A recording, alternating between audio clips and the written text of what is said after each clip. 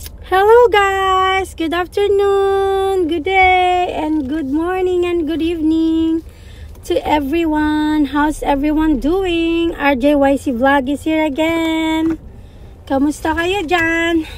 So, eto tapos na naman ang isang buong araw ng pagtatrabaho. Uwian na naman tayo. So, ito nga i-discuss natin yung bago ngayon na parang hindi na yata gagawan pa ng paraan ni Bangag yung mga pwede niyang sanang isalba at pagbabago sa budget ng 2025. So I guess hindi na nila masusolusyonan yung zero budget ng PhilHealth. So again, uulitin ko na naman, bawal muna kayong magkasakit sa 2025. At yung mga dinekwat nilang bilyon-bilyon sa taong bayan at sa iba pang agency na dapat sanay magamit sa kapakinabangan ng taong bayan, mukhang hindi na rin masusolusyonan yun. Mukhang wala nang magagawa si Bangag kasi technically wala naman talaga siyang pakialam sa taong bayan. Let's just face the truth and facts na wala naman talagang pakialam itong si Bangag BBM sa taong bayan. Kasi kung meron, bababa na lang siya Kasi wala naman siyang nagagawang matino sa Pilipinas. Dahil kung totoong mahal niya ang taong bayan at ang bansang Pilipinas niya, bababa na siya dahil alam niya sa sarili niya na hindi siya fit. He is a weak leader and he doesn't know what to do kapag may problema. Ang dami nilang ninanakaw, 550 billion for flood control na wala namang nangyari. So technically wala talaga Wala talaga siyang nagagawa para iligtas ang taong bayan sa kahirapan.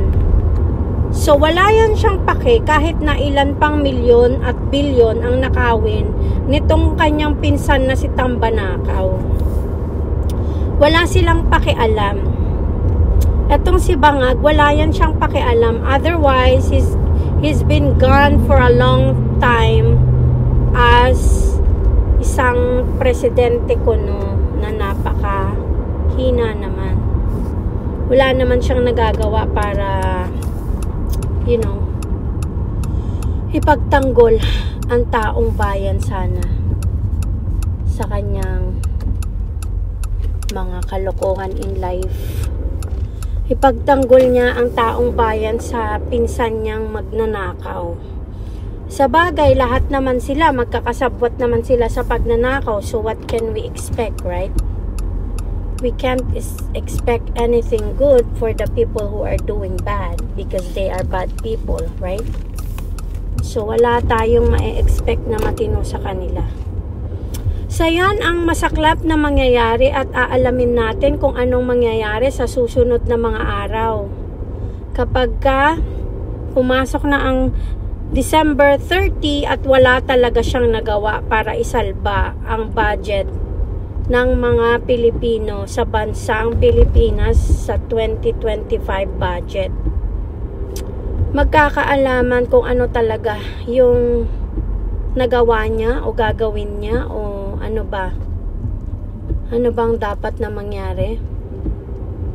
Magkakaalaman yan. So, let's just see what's gonna happen in December the 30th. If he's gonna do his part as the president or he's just do nothing because he's nothing. He doesn't have any mind, he doesn't have any brain, and he doesn't have any heart. So yeah, let's just wait and see what's gonna happen. Tapos ano pa ba?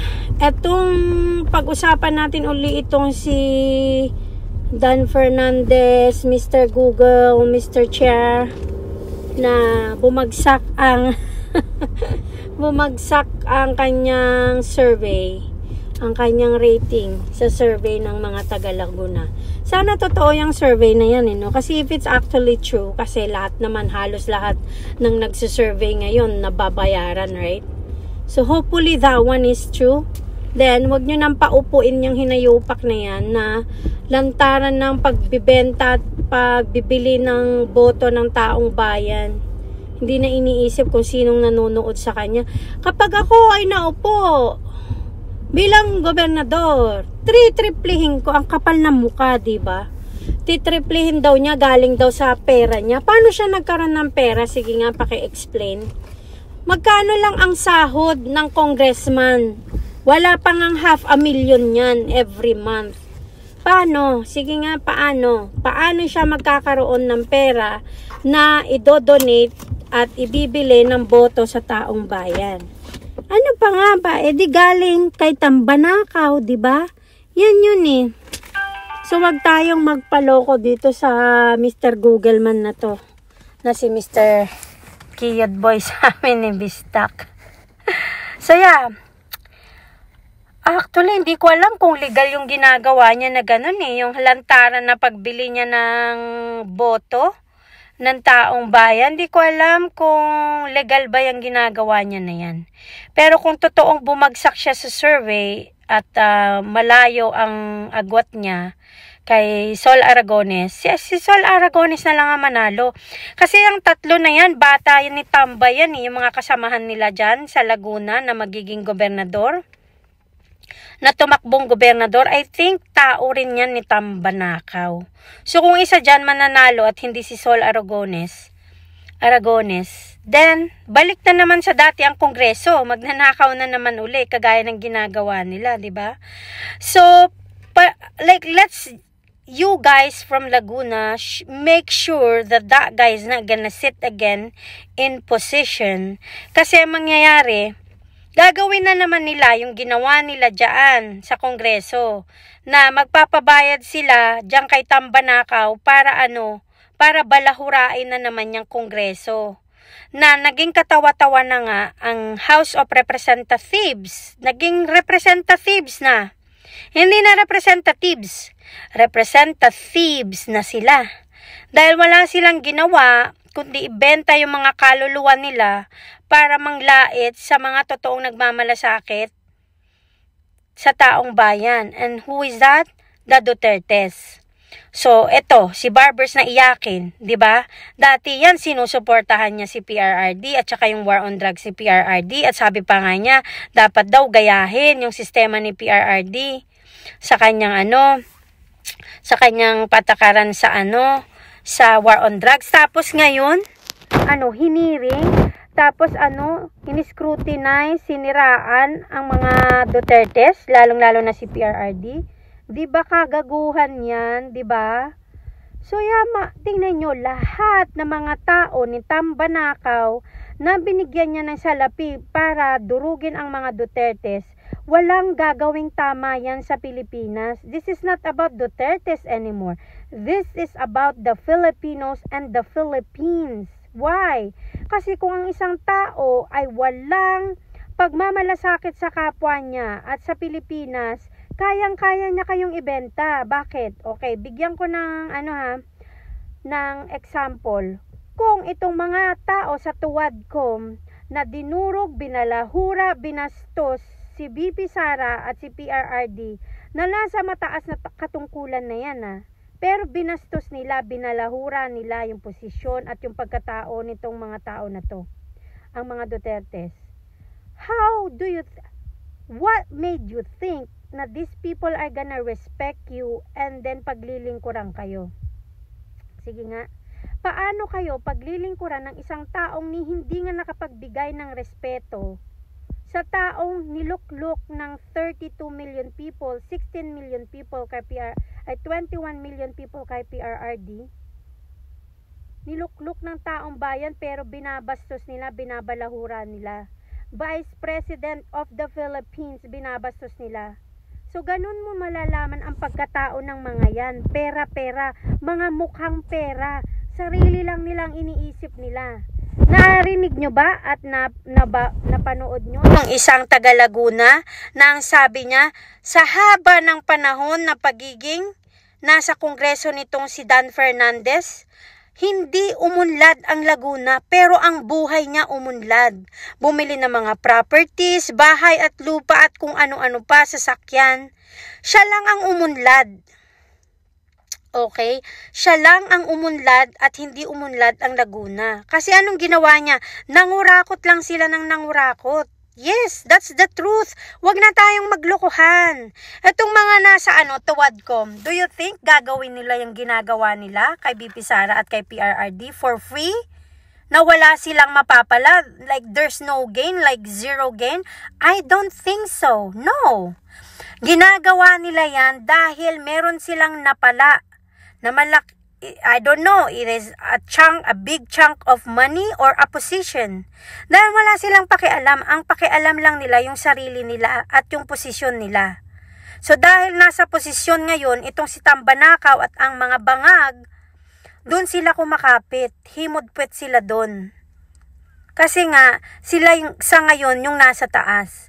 Wala silang paninindigan. Okay, makinig kayo sa sinasabi ko at sa sinasabi ng iba pang vloggers. Itong mga miyembro ng Tambanakaw at miyembro ng Tuwadcom at Huwadcom, aka Kuwadcom daw, walang mga prinsipyo ang mga tao na to. Walang mga dignidad.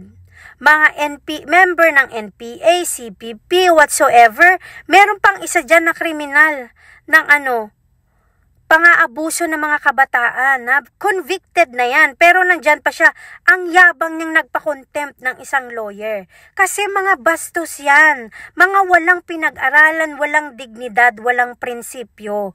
Yan ang totoo sa kanila. Huwag na tayong maglokohan. Huwag na nating i-quote. Don't sugarcoat whatever is happening right now in the Philippines because it's really bad.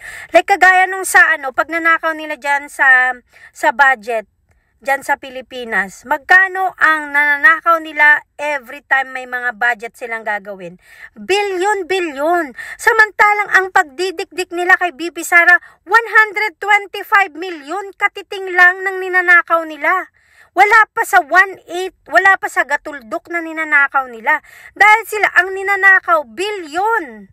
Samantalang si BP Sara, 125 million, pero nagamit ang mga yon saan?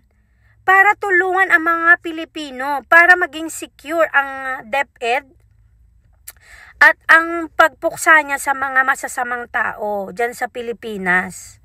'Di ba? Huwag naman nating karirin at masyadong araw-arawin yung pagkabobo at pagkatanga. Itong mga loyalista nga at bobonista according to Tol Bistak.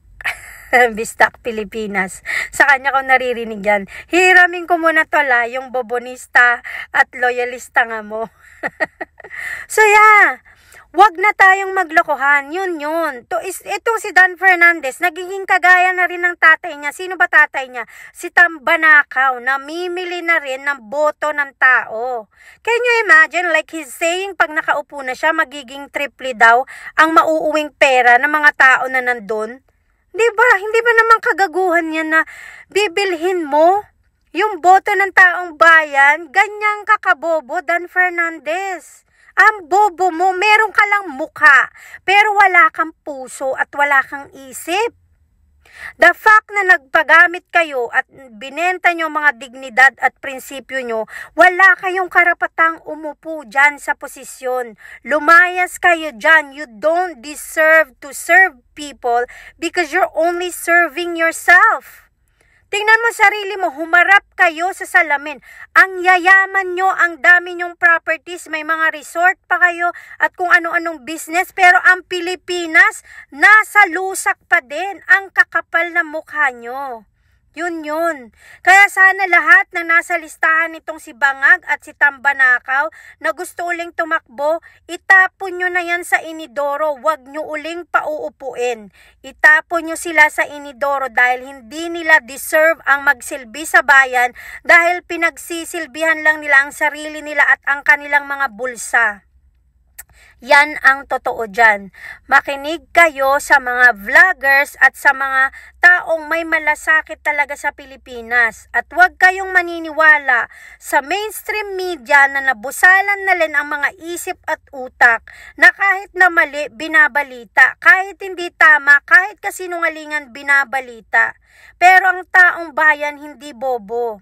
Lahat ng taong bayan ngayon bukas na ang isipan. Kaya ito lang masasabi ko, maging matalino tayong mga Pilipino at huwag tayong papayag na umupo uli yung mga ulupong na yan na puro pera lang at sarili nilang iniisip nila, okay? Yang si Dan Fernandez et al. Mga kasamahan niya, si Abante, si Chihuahua, si Acop, sino ba yung babaeng kriminal? Si Castro, si Luistro at kung ano-ano pa. Si Brosas, yung mga yan. Huwag nyo nang iuupo lahat ng mga yan kung tatakbo sila uli o kung sino man yung mga kaalyado nila dahil magiging balasubas yung papalit dyan dahil balasubas din yung mga nag-endorso sa kanila. Okay, mga magnanakaw yung mga yan. Kaya huwag nyo nang iuupo. Maawa kayo sa mga sarili nyo at sa taong bayan at sa buong Pilipinas. Okay, maging matalino na tayo. Okay, huwag nang magpabudol. Okay? Yun lang naman. And thank you again for your support. Please like, subscribe, comment, and share because I have to go because I'm getting mad again. And I have to like slow down and take a deep breath. Dahil naha-high blood ako sa mga hinayupak na tuwadkom na to, tambanakaw, lisatanas at bangag. Sana makahinga ako ng konti at bibirahin ko kayo uli mamaya. Anyways, thank you guys. God bless. Bye.